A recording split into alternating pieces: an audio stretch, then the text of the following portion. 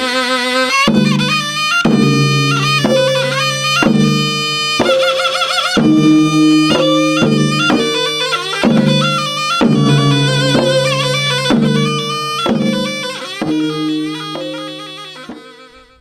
sejahtera Allah yang melampaui segala akal, kiranya menyertai hati dan pikiran saudara-saudari sekalian, di dalam Yesus Kristus.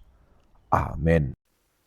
Firman Tuhan yang menjadi khotbah minggu tanggal 13 Agustus tahun 2023 tertulis di dalam Kejadian pasal yang ke-39 ayat yang ke-1 sampai ayat yang ke-5. Demikian pembacaan firman Tuhan.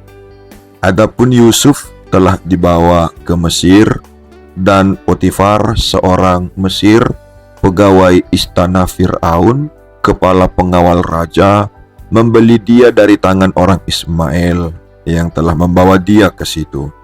Tetapi Tuhan menyertai Yusuf, sehingga ia menjadi seorang yang selalu berhasil dalam pekerjaannya. Maka tinggallah ia di rumah tuannya, orang Mesir itu. Setelah dilihat oleh tuannya bahwa Yusuf disertai Tuhan dan bahwa Tuhan membuat berhasil segala sesuatu yang dikerjakannya, maka Yusuf mendapat kasih tuannya dan ia boleh melayani dia. Kepada Yusuf diberikannya kuasa atas rumahnya, dan segala miliknya diserahkannya pada kekuasaan Yusuf. Sejak ia memberikan kuasa dalam rumahnya dan atas segala miliknya kepada Yusuf, Tuhan memberkati rumah orang Mesir itu karena Yusuf, sehingga berkat Tuhan ada atas segala miliknya, baik yang di rumah maupun yang di ladang. Amin. Demikian pembacaan firman Tuhan. Saudara yang dikasihi Yesus Kristus, seorang wanita dalam sebuah konferensi mahasiswa di sebuah universitas terkenal memperkenalkan dirinya sebagai anak haram, di mana ibunya diperkosa seorang pria yang tidak bertanggung jawab sehingga ia terlahir ke dunia. Kemiskinan memaksanya bekerja bersama ibunya sebagai buruh kasar di sebuah perkebunan kapas. Ia begitu membenci keadaan dan kecewa kepada Tuhan. Sampai suatu hari ia mendengar perkataan dari hatinya, "Kamu dapat memilih mau tetap seperti ini atau keluar dari rasa tidak berguna ini. Pilihan ada di tanganmu." Singkat cerita, dia mulai bekerja giat, membiayai kehidupan, dan bersekolah sampai ke perguruan tinggi. Ya, dia adalah Ozzie Taylor Morton, pernah menjabat sebagai Menteri Keuangan Amerika Serikat tahun 1977 sampai 1981. Saudara yang terkasih, memperhatikan kehidupan Yusuf, maka kita kembali diingatkan tentang kisah anak kesayangan. Menjadi anak kesayangan tidaklah selalu menyenangkan. Mengapa? Karena ada saja beban yang didapatkan, mulai dari kecemburuan sampai dengan keinginan untuk membunuh. Stigma Yusuf sebagai anak kesayangan menjadi salah satu persoalan di tengah-tengah keluarga Yakub. Ada yang diistimewakan dan ada yang merasa dipinggirkan. Mengapa? Karena di situ tumbuh rasa cemburu, iri hati, dan berbagai emosi negatif yang mewarnai interaksi sesama saudara. Alasan yang disampaikan Yakub adalah karena Yusuf lahir ketika Yakub telah berusia lanjut. Tanda cinta yang dilambangkan dengan pemberian jubah yang indah telah menimbulkan kecemburuan.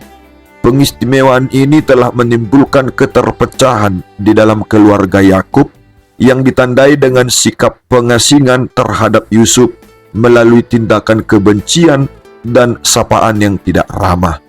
Mengapa hal ini harus muncul dalam diri saudara-saudara Yusuf? tampaknya kecemburuan telah mengatasi akal sehat mereka, sehingga nilai kekeluargaan menjadi luntur.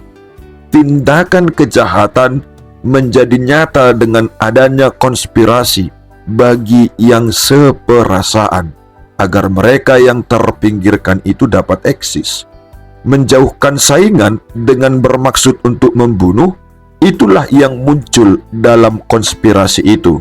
Itulah akibat buruk dari kecemburuan, dan tentu menjadi peringatan bagi kita agar benar-benar menjauhkan diri dari rasa kecemburuan, dengki, dan iri hati.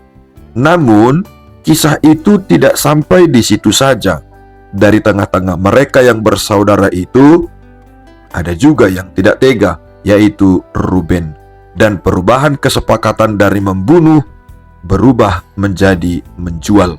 Sampailah cerita itu pada tahap di mana Yusuf berada di rumah Potifar, pegawai istana Fir'aun, kepala pengawal raja, yang menebus Yusuf dari tangan orang Ismail.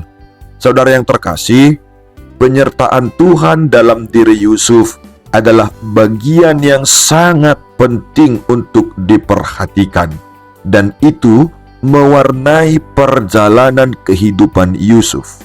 Kenapa? Karena penyertaan Tuhan inilah yang menjadikan Yusuf dapat berhasil dan mendapat perhatian orang-orang di sekelilingnya.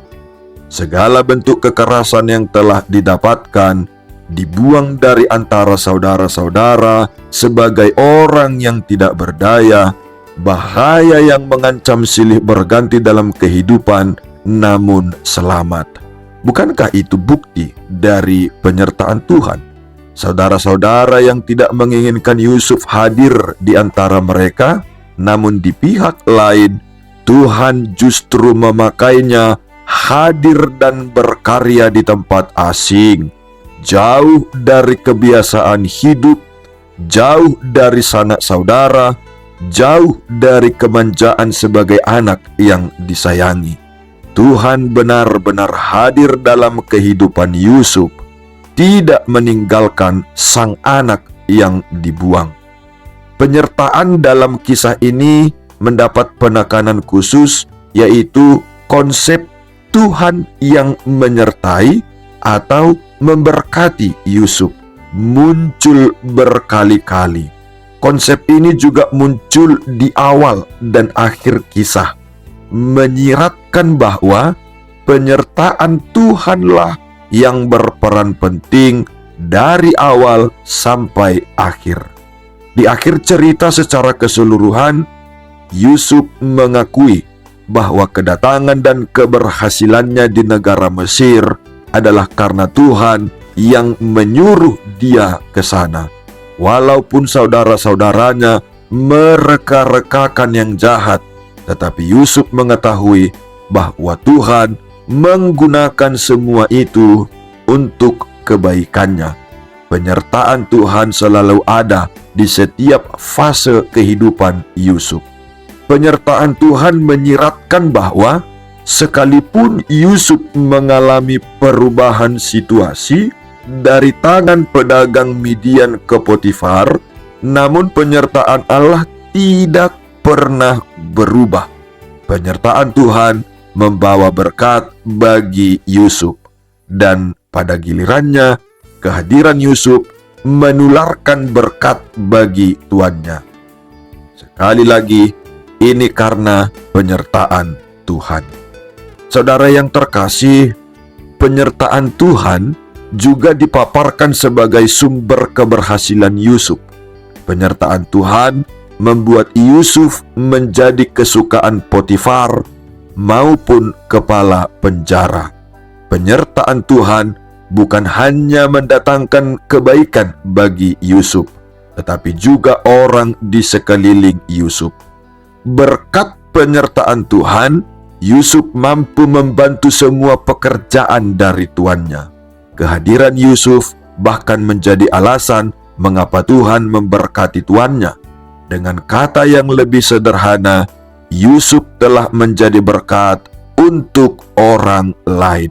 Semua ini harus dilihat sebagai penggenapan dari janji Allah kepada Abraham bahwa dia akan menjadi berkat bagi semua bangsa.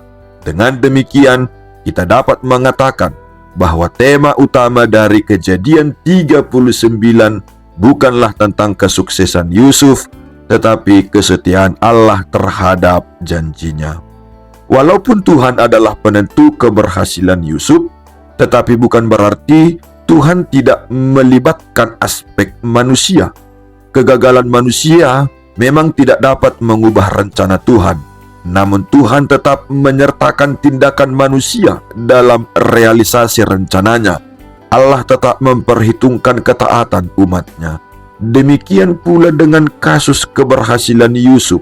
Yusuf menunjukkan sikap moral yang tepat ketika menghadapi masalah. Berbeda dengan para pendahulunya yang melakukan kesalahan atau kebohongan untuk mengatasi masalah, Yusuf justru berpegang teguh pada kebenaran. Yusuf memiliki konsep yang tepat terhadap kekudusan hidup. Banyak orang mungkin sudah mengetahui bahwa Yusuf menjaga kekudusan hidup, tetapi tidak semua menyadari seperti apa konsep kekudusan yang dipegang oleh Yusuf. Kekudusan hidup Yusuf bersifat teosentris atau berpusat kepada Allah. Kekudusan hidup Yusuf didasarkan pada rasa puas terhadap berkat Tuhan. Seandainya semua orang Kristen merasa puas dengan hidup yang sudah diatur Allah baginya, maka mereka akan mampu menghindarkan diri dari banyak dosa. Misalnya mencuri, tidak puas dengan harta.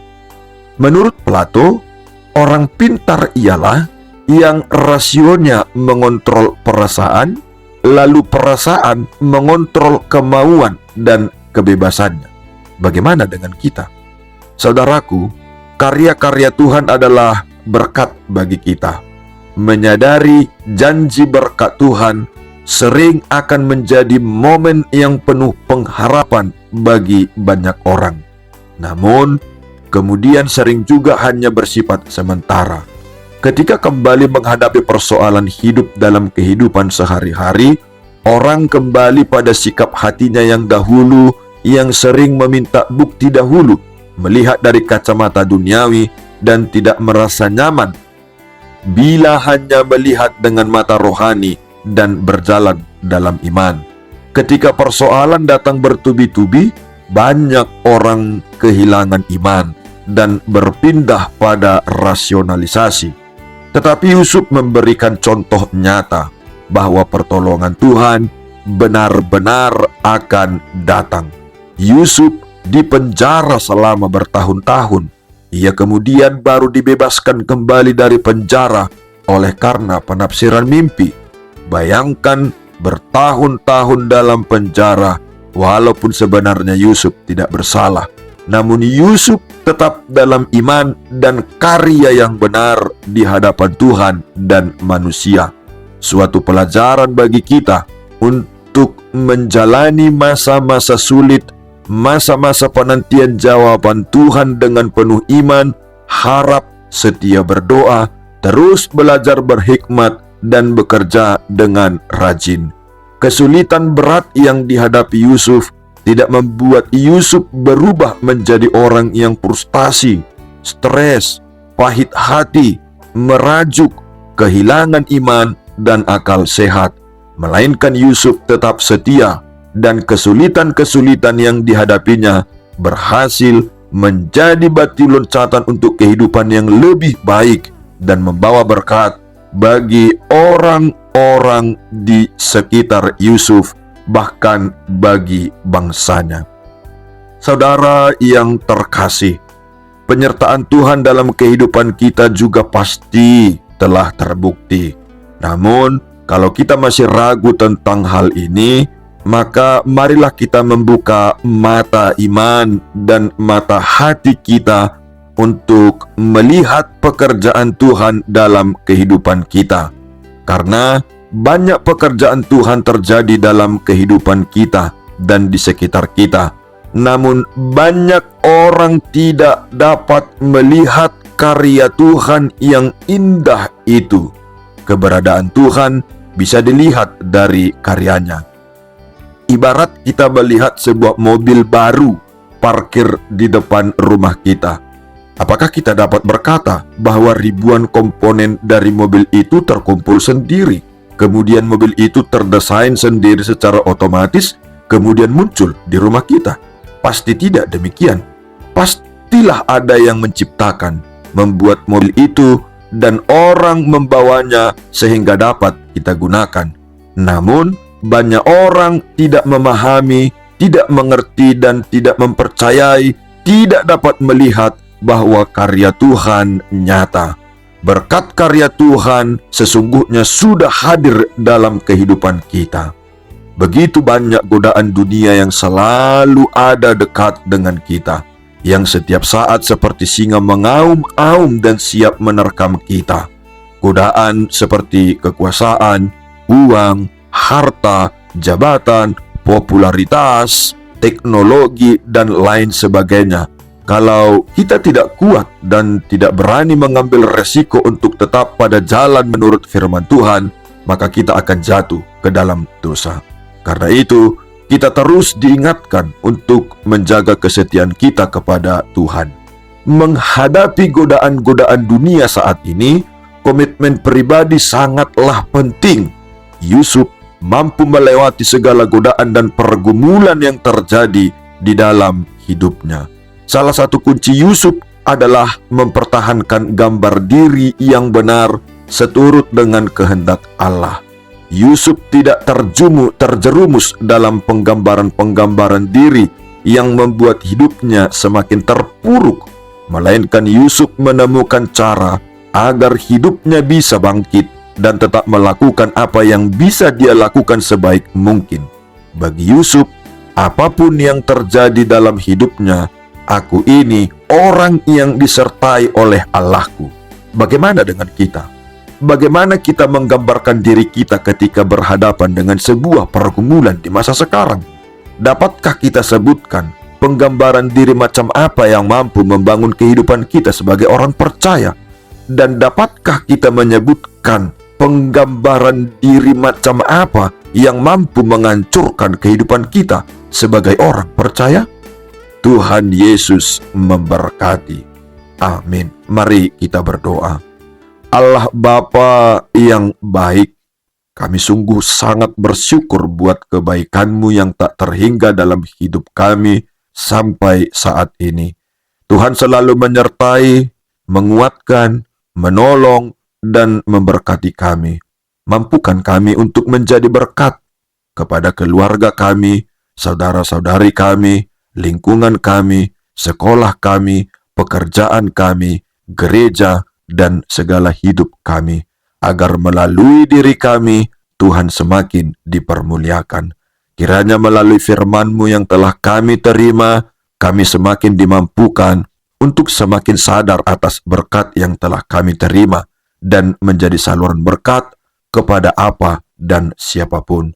Bapa kami yang di surga, kami juga mau berdoa buat saudara-saudari kami yang telah mendengar dan menerima pemberitaan firman-Mu, yang dalam keadaan sakit, penyakit, dan persoalan hidup, agar melalui kuasa Yesus Kristus mengalami kesembuhan.